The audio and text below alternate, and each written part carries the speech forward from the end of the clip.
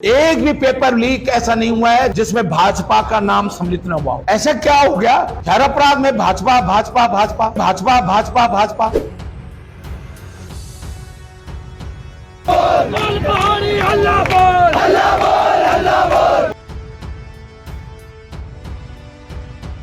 विपक्षी दलों में इस समय से कुछ तिलमिलाए बौखलाहट में इसी तिलमिलाहट वो इस तरह की भ्रामक खबरें फैलाकर जनता को भ्रमित करके अपनी जमीन बनाने की प्रयास करते हैं। धामी जी का नकल विरोधी कानून किसी को हजम नहीं हो रहा है। 22 सितंबर 2025 को उत्तराखंड अधीनस्थ सेवा चयन आयोग UKSSC की स्नातक स्तरीय भर्ती परीक्षा के प्रश्न पत्र लीक होने के मामले ने पूरे राज्य में हलचल मचा दी है। रविवार 21 सितंबर को परीक्षा शुरू होने के कुछ ही समय बाद सोशल मीडिया पर प्रश्न पत्र के स्क्रीनशॉट वायरल हो गए। इस घटना ने युवाओं का गुस्सा भड़का दिया और बेरोजगार संघ के सदस्यों ने तुरंत सचिवालय की ओर कूच कर दिया। सड़कें जाम कर दी गई और आंदोलन तेज रूप लेता गया। मौसम खराब होने के बावजूद युवाओं ने अपने प्रदर्शन को जारी रखा और रात भर परेड ग्राउंड में धरना दिया और वहीं रात बिताई। युवा लगातार यह दावा कर रहे थे कि उनकी आवाज तभी सुनी जाएगी जब इस मामले में न्याय सुनिश्चित किया जाएगा। दूसरे दिन भी युवाओं को प्रदर्शन जारी रहा। सुबह होते ही कई युवा सड़कों पर उतर आए और प्रदर्शन को और तेज कर दिया। पुलिस ने स्थिति को नियंत्रित करने का प्रयास किया, लेकिन युवाओं की आक्रोशित भीड़ ने इसे चुनौतीपूर्ण बना दिया। बेरोजगार संघ के नेताओं का कहना है कि यह विरोध केवल न्याय की मांग और युवाओं के भविष्य की सुरक्षा के लिए है। इस आंदोलन में युवाओं ने सरकार से CBI जांच की मांग दोहराई और कहा कि पेपर लीक जैसी घटनाओं से बेरोजगार युवाओं का मनोबल टूट रहा है। युवा यह भी चेतावनी दे रहे हैं कि अगर मामले में त्वरित कार्रवाई नहीं हुई तो उनका आंदोलन और भी व्यापक और लंबा होगा। पेपर लीक प्रकरण पर भाजपा के कई नेताओं ने अपनी प्रतिक्रिया दी है। उनका कहना है कि वास्तव में पेपर लीक नहीं हुआ, बल्कि ये धामी सरकार को बदनाम करने की सोची समझी साजिश है। कुछ लोग इस तरह के भ्रम फैलाने का प्रयास कर रहे हैं कि अधीनस्थ सेवा आयोग की परीक्षाओं में पेपर आउट हुआ है और पेपर लीक हुआ है।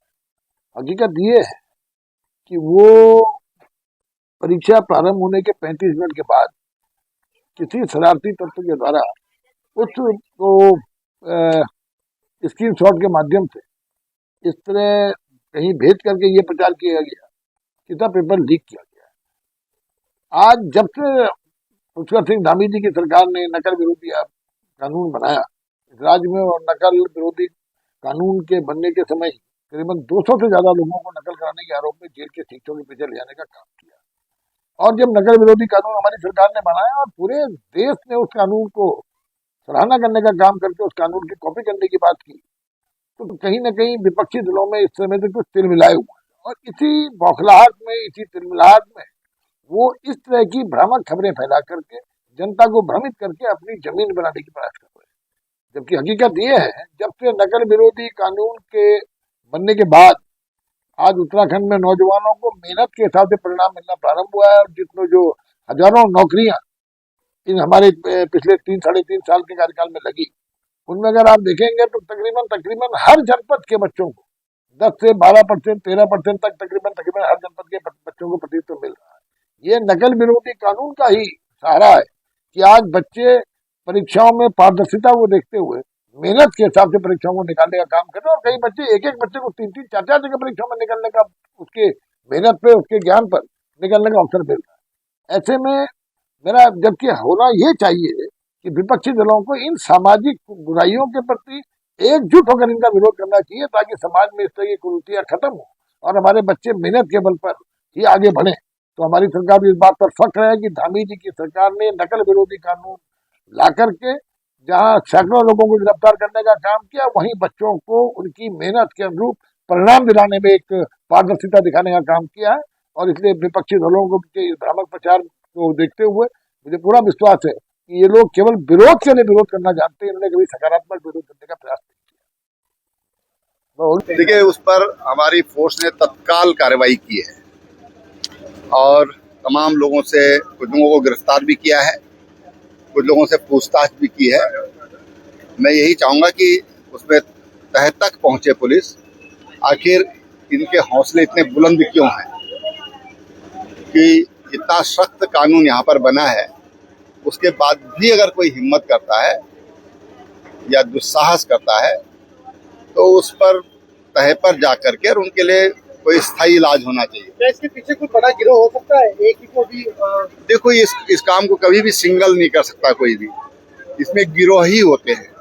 उस गिरोह के स्रोत को और उस गिरोह के जो भी बंदे हैं आगे उन तक पुलिस को पहुंचना चाहिए। आगे परीक्षा सुरक्षित हो, इसके लिए क्या कदम देखिए, उठाएंगे? हर घटना के बाद कुछ सीखा जाता है और जो कमियां इस समय नजर आई होंगी या कोई लापरवाही, जैसे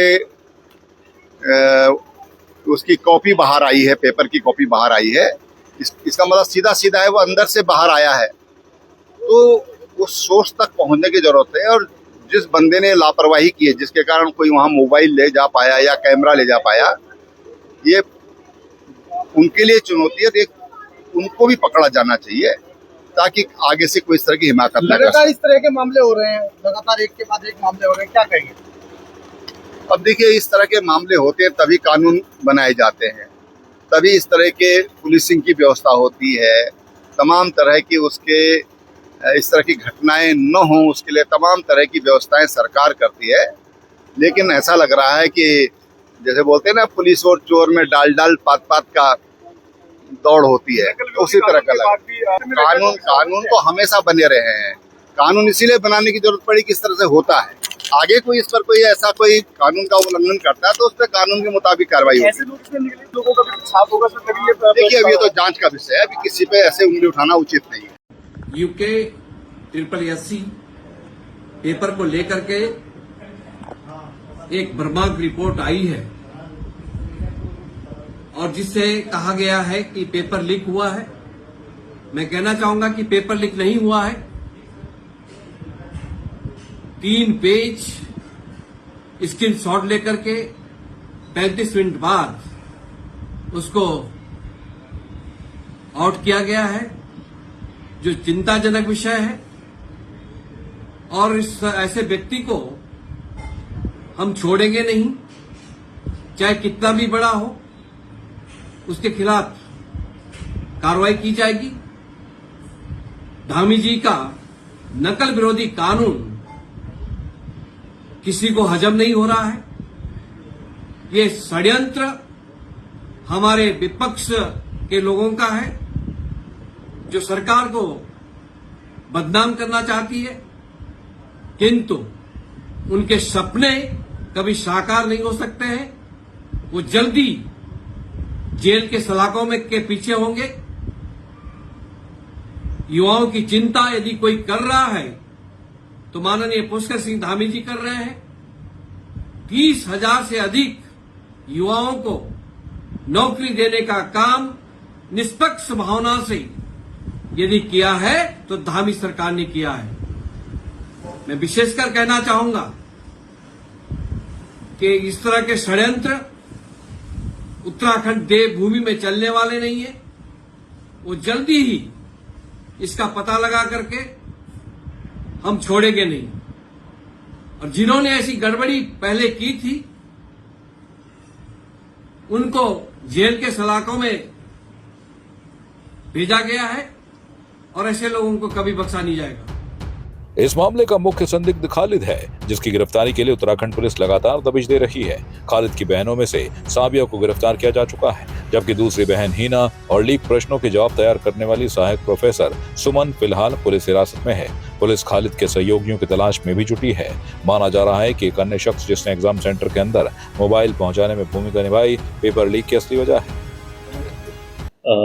जब से ये मामला संज्ञान में आया है तब से लगातार खालिद की अरेस्टिंग के लिए प्रयास जारी हैं। इसमें जो उसकी जो बहन है एलपीटी पुलिस के द्वारा उनको हिरासत में लिया गया था, जो जनपद देहरादून पुलिस को दिया गया है। साथ में खालिद के भी घर से फरार चल रहा है। उसकी अरेस्टिंग के लिए लगातार कम से कम 4 टीमें हमारी इसमें लगी हैं, जिसमें ग्रामीण क्षेत्र के और एसओजी और सीआईयू की पूरी यूनिट हमारी इस पर लगा रखी है। मुझे उम्मीद है जल्दी इसमें अरेस्टिंग की जाएगी और जो भी आवश्यक उससे पूछताछ है उसके बाद जो भी आगे की कार्रवाई होंगी जनपद देहरादून स्तर से की जाएंगी। इसमें जनपद देहरादून पुलिस को हरिद्वार पुलिस का पूरा सहयोग किया जा रहा है। देखिए 21 तारीख को ये जो मुकदमा दर्ज हुआ था उसमें यूके ट्रिपल की तरफ से जो दलील आई थी उसमें जांच की गई और जांच के बाद 4 नामजद अभियुक्त और एक अज्ञात के खिलाफ अन्य अज्ञात के खिलाफ मुकदमा दर्ज किया गया है।